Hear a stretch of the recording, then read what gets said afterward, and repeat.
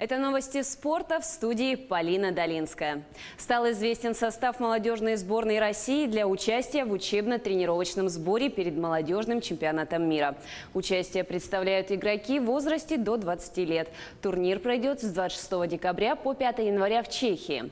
Для участия в сборе Федерации хоккея России были вызваны 28 игроков. Известно, что из вратарей это такие спортсмены, как Ярослав Аскаров, хоккейный клуб «СКА», Амир Мафтахов от команды «Акбарс». Из нападающих это Григорий Денисенко, ранее игравший в составе «Локомотива», Захар Шабловский от клуба «Спартак», а также другие спортсмены. Представители таких хоккейных команд, как «Динамо», ЦСКА, «Нефтехимик» и другие.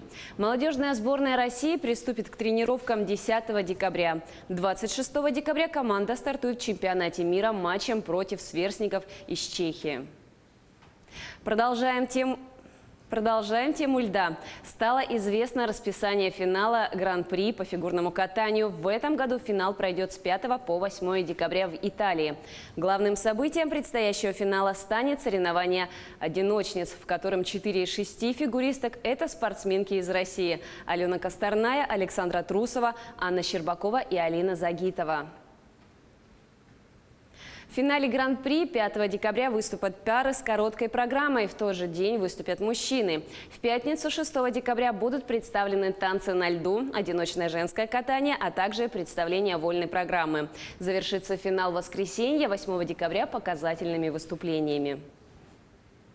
Часы с обратным отсчетом дней до старта чемпионата Европы по футболу 2020 года, матчи, которые пройдут в Санкт-Петербурге, открыли в городе на улице Большой Морской рядом с Дворцовой площадью. В церемонии запуска приняли участие форвард петербургского «Зенита», капитан сборной России Артем Дзюба, бывшие игроки сборной и «Зенита» Александр Киржаков и Вячеслав Малафеев, а также талисман предстоящего чемпионата Скилзи. На фоне часов они сфотографировались с участниками церемонии открытия. Представители смешанных единоборств Эдер Лопес и Диего Невеш встретились на поединке в Лиссабоне. Бой завершился досрочно в первом раунде, после того, как оба спортсмена оказались на полу после двойного нокдауна. В итоге победу присудили Лопесу, который смог подняться, в то время как его оппонент остался лежать на настиле.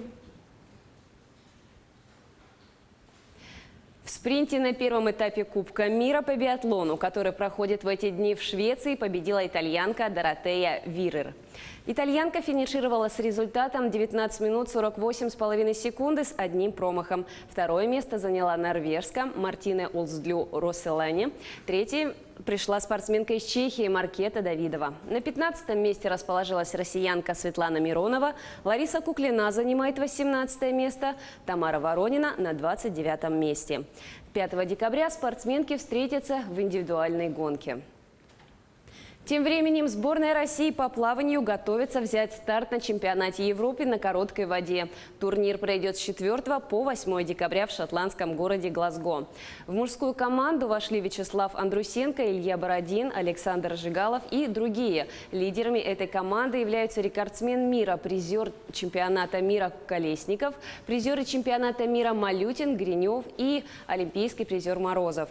В женскую команду включены Ника Гадун, Мария Каменева, Анастасия Кирпичникова, Елизавета Клеванович и Евгения Чекунова. На этом у меня все. Будьте в курсе спортивных событий.